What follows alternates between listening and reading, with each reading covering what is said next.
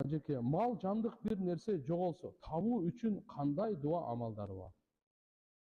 Мал жандык бир нерсе жоголсо, табуу үчүн кандай дуа амалдары бар? Инна лиллахи ва инна илайхи ражиун до 11 жолу окуңуз, бекем ишенип туруп.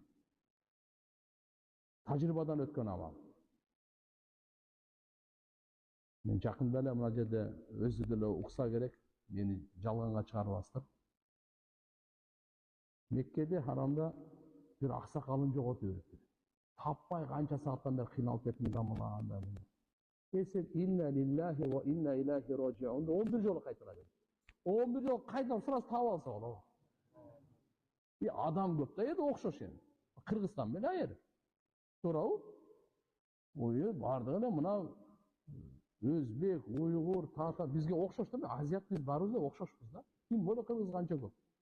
Ар жагы Африка, буягы Европа эми толтура да. Анан кийин таап алдым деп сүйүнүп, аябай жыргап жүрөт. Алхамдулилlah, Алла Таалам ихласыңыздын берекесинен берди дедим. Сиз ихлас менен айттыңыз, Алла Таалам берип таап алды. Андан кийин да бир 2-3 күндө дагы жоготту ал. Аксакалдарда Кудай бергендер бар да. Эмнеге тутту десем, мында карасаң жок да ошол жерде. Ошондо анам өзү айтат. 2-3 күндөн кийин дагы жоготтум. Сиз айткан зикирди 11 жолу дагы таап алдым дейт. Инна лиллахи ва инна илайхи ражиун.